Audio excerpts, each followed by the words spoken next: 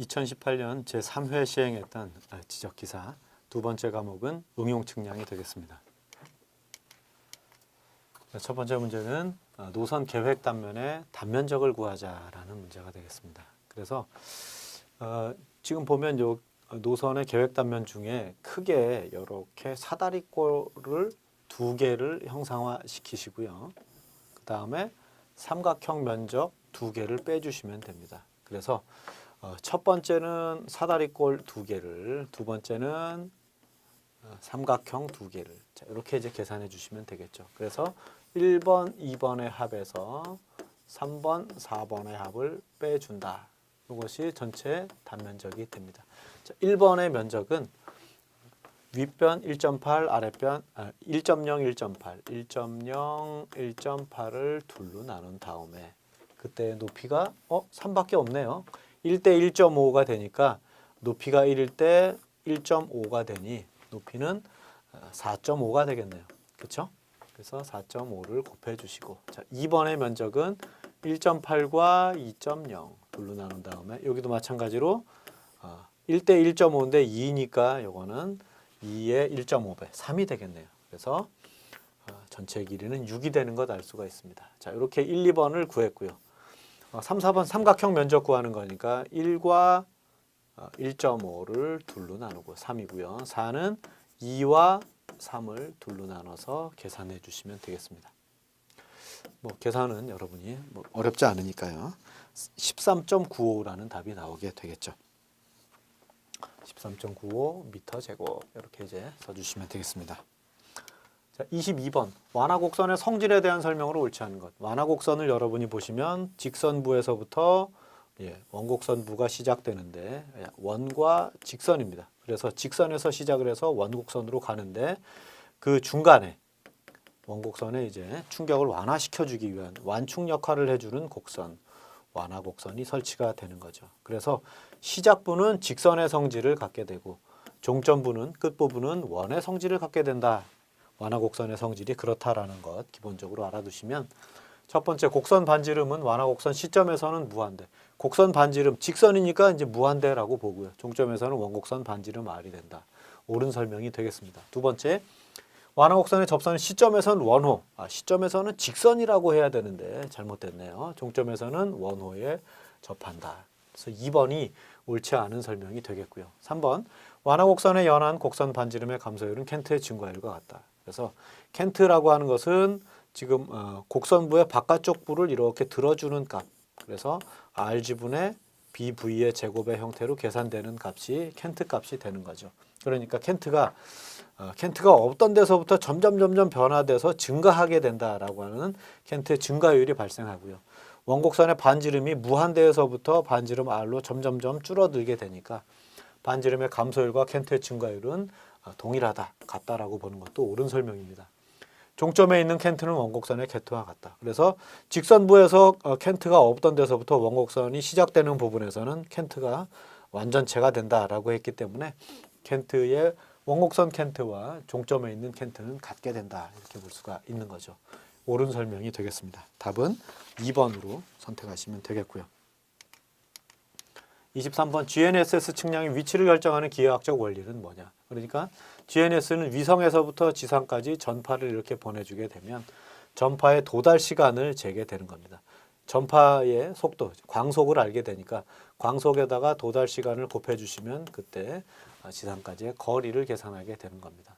그래서 이 거리는 의사거리라고 얘기할 수도 있는데 위성에 의한 평균계산법은 아니고요. 후방교회법으로 정해지게 되는 거죠. 왜냐하면 지금 이렇게 해서 거리 하나를 잰다 그래서 우리 지상에서의 X, Y, Z를 다 동시에 구할 수가 없는 거거든요. 그래서 이미 알고 있는 위성의 위치에서부터 전파가 전송이 된다라고 봤기 때문에 기지점에서 보내준 그런 기지점의 데이터를 미지점에서 수신을 하는 겁니다. 그러니까 기계를 미지점에 세워서 후방교회죠.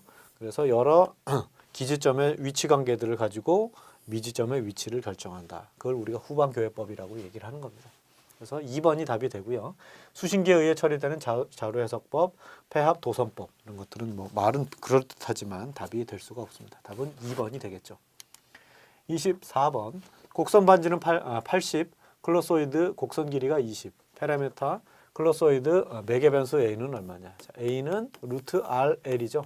R 곱하기 L이 되니까 반지름 80에 곡선 길이 20. 그러면은 루트 1600이 되겠네요.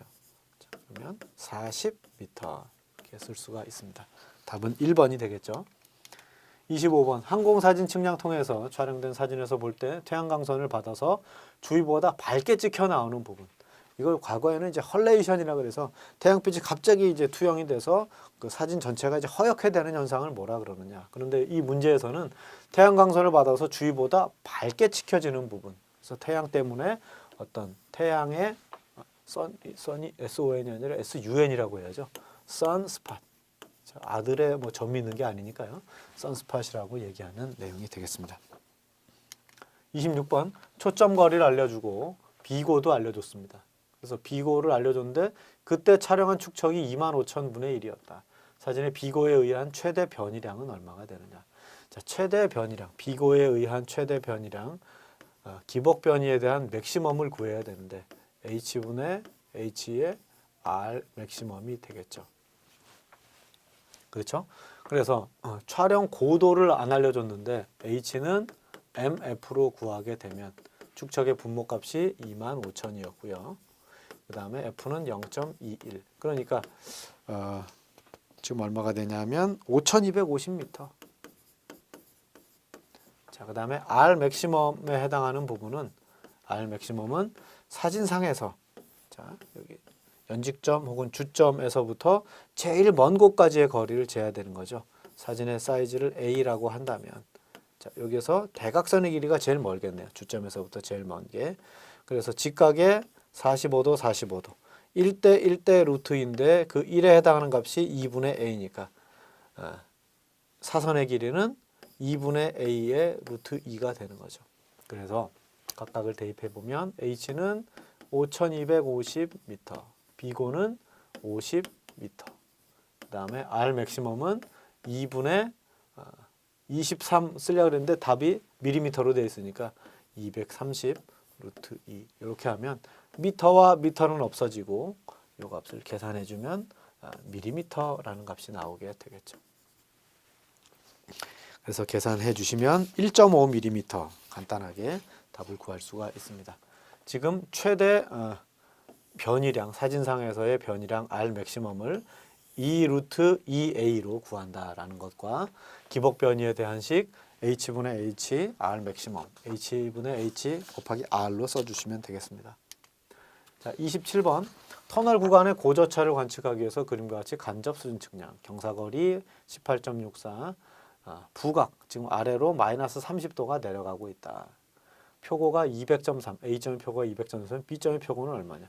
A점의 표고가 여기인데요. 자, 기준면을 여기서 잡으면 기준면에서부터 여기까지의 높이 얼마라 그랬어요? 200.3이라 그랬죠.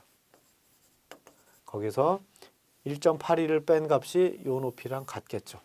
그런데 우리가 관측해 놓은 건 요만큼입니다. 그렇죠? 요만큼이 되고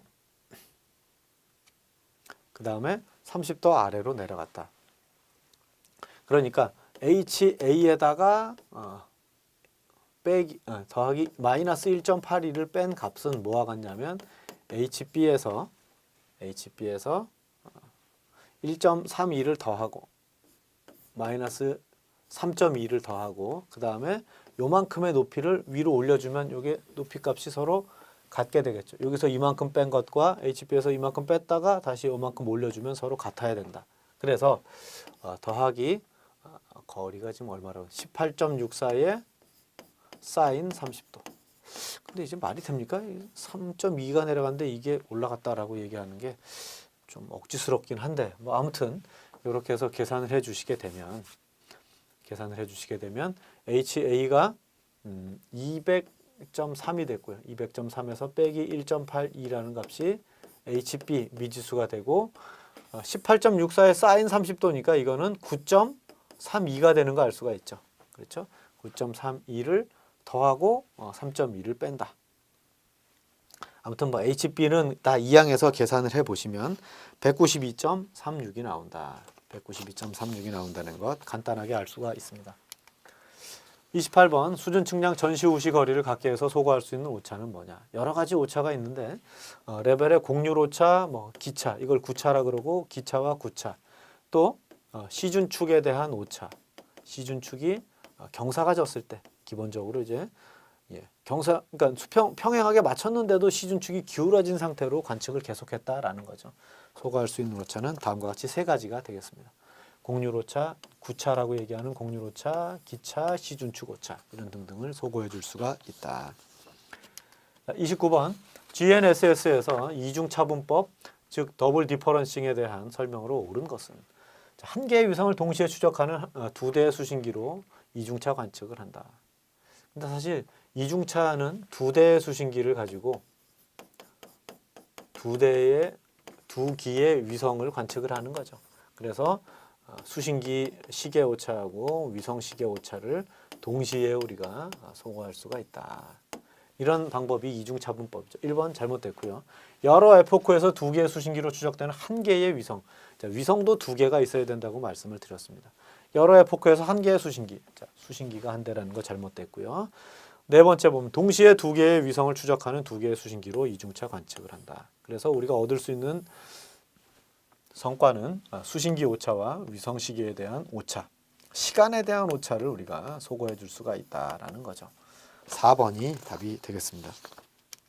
30번 지상에서 이동하고 있는 물체가 사진에 나타나 그 물체 입체시할 때 운동이 기선 방향이면 물체가 뜨거나 가라앉아 보이는 현상을 뭐라 그러느냐. 이건 우리가 카메론 이펙트를 얘기하게 되겠죠.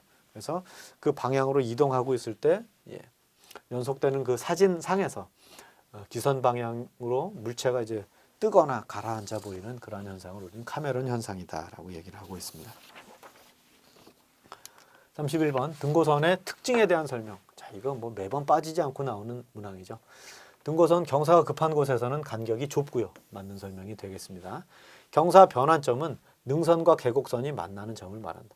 능선과 계곡선이 만나서 경사 변환이 아니라요. 경사가 급한 경사에서 완만한 경사로 변환되는 그런 부분이 경사 변환점이 되는 거죠. 2번이 잘못된 설명이고요. 능선은 빗물이 능선을 경계로 좌우로 흘러내려간다. 그래서 이제 분수선이라고 하는 거죠. 그래서 능선을 이제 그려보면 이런 식으로 이렇게 이제 보면 여기가 지금 20m, 30m, 40m 이렇게 써보면 지금 섹션을 이렇게 자르면 어떻게 됩니까?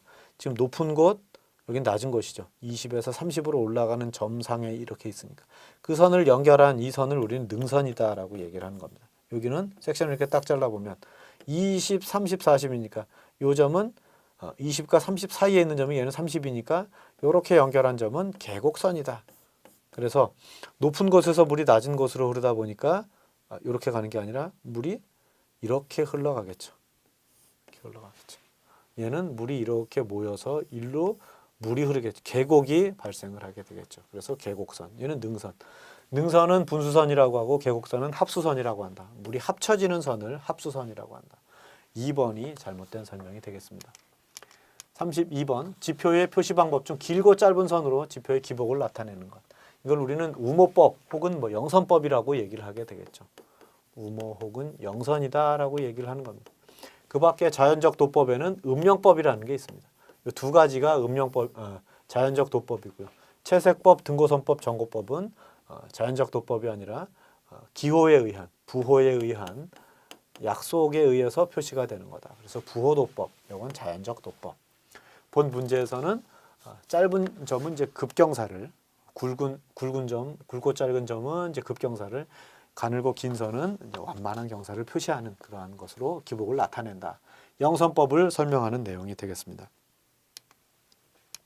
33번 수준 측량 기고식에 대한 기고라고 하는 거는 앞에 계자가 생략이 된 기계고에 의해서 높이를 관측을 한다라는 방식이죠. 설명으로 옳은 것은 중력 측정을 통한 기계적 고도 아니죠. 레벨을 이용을 하는 겁니다. 두 번째 시준축 오차를 소거하기 위한 건 아니고요. 시준축 오차 소거하기 위해서는 전후시 거리를 갖게 한다라는 방법이 있습니다. 세 번째 기압 측정을 통한 간접 이것도 간접 방법이지 기고식 야장은 직접 수준 측량의 방법입니다. 어떤 때 사용하냐면 중간점이 많은 경우에 사용하는 야장 기입 방법이 됩니다. 물론 이제 완벽한 오차를 소구하기 위해서 조정 계산을 하기 위해서는 승강식 방법을 쓰게 된다라고 얘기했고요. 중간점이 없을 때 사용하는 방식은 뭐라 그랬죠? 고차식 방식이 된다. 가장 보편적으로 중간점이 많은 경우에 편리한 야장 기기법은 기고식 야장 기기법이다. 이렇게 정리해 주면 되겠습니다. 34번 곡선 반지름 교각을 알려줬고요. 기점으로부터 추가 거리를 알려줬는데 곡선 시점, 기점에서 곡선 시점까지의 추가 거리는 얼마가 되느냐. 그럼 뭐 간단하게 그림을 이렇게 그려보시면 교각이 90도니까 이렇게 가겠네요. 자, 90도. 이제 마름모 같은 현상이 나타나겠죠. 그래서 BP에서부터 IP까지의 거리를 얼마라고 했냐면 1273.45라고 했고요. 자, 그 다음에 그 다음 알 게 아니라 기점에서부터 곡선 시점까지의 거리를 구하라 그랬는데 사실은 이게 마름모다 보니까 반지름이 150이라고 한다면 이 TL도 150이 됩니다. 자, TL이 R 탄젠트 2분의 I가 되니까요. R 150에다가 탄젠트 2분의 90도, 즉 탄젠트 45도는 1이잖아요. 그래서 150이 되는 거고요. 그래서 B시점의 위치를 구하자라고 하면 1273에서 150을 빼주면 되는 거예요. 그러니까 1123.45 답은 2번 이렇게 선택할 수가 있죠.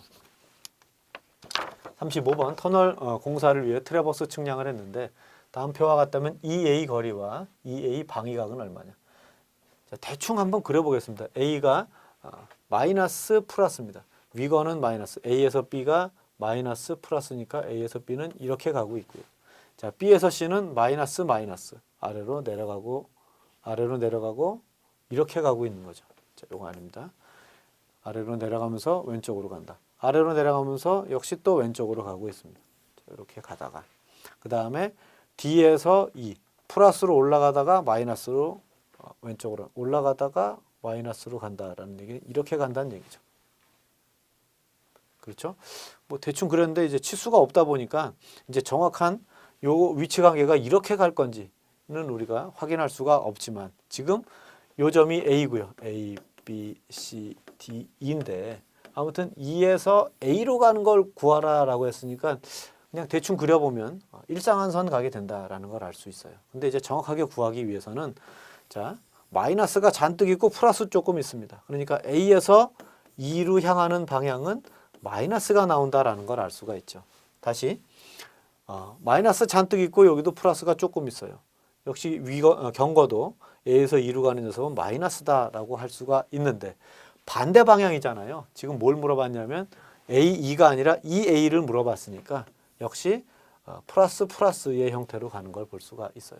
그래서 이제 방위각을 232도라고 쓴 요 녀석들은 답이 절대 될 수가 없습니다. 방위각은 계산할 필요도 없이 둘 다 똑같은 52도라고 얘기를 해주면 되고 우리는 뭘 구하면 되냐 하면 두 점 간의 델타 X와 델타 Y를 통해서 경사거리를 계산해 주면 되죠. 그래서 위거의 합을 구하고 경거의 합을 구해서 위거의 합이 델타 X가 되고 경거의 합이 델타 Y가 돼서 그것들을 피타고라스 합으로 델타 X의 제곱 플러스 델타 Y의 제곱 이런 형태로 계산해 주시면 우리가 구하고자 하는 거리를 구할 수가 있게 되겠죠. 물론 방위각도 탄젠트 세타는 델타 X분의 델타 Y 뭐 이렇게 이제 구하면 되고요. 세타는 아크 탄젠트의 델타 X분의 델타 Y 이렇게 이제 구해 주시면 되겠습니다. 값들은 여러분이 대입을 해서 계산해 보시고요. 75.4m 이렇게 나오게 된다는 것 알 수가 있습니다. 36번 교호 수준 측량을 해서 결과를 얻었다. B점의 표고를 구해보자. A가 56.674입니다. A점의 표고. 그러니까 B점의 표고는 A점의 표고에다가 전시와 후시 A1-B1 A2-B2에 대한 평균을 계산을 해서 HA를 더해주시면 그러니까 이 두 번째 항에 있는 요 녀석이 델타 H 높이차가 되는 거죠. A의 표고에다가 높이값에 차를 더해주시게 되면 B점의 표고가 나온다. 56.674에다가 2분의 1에 2.556 마이너스 3.894. 후시가 작으니까 집안이 내려가고 있겠네요. 그래서 4번은 답이 될 수가 없습니다. 거기다가 더하기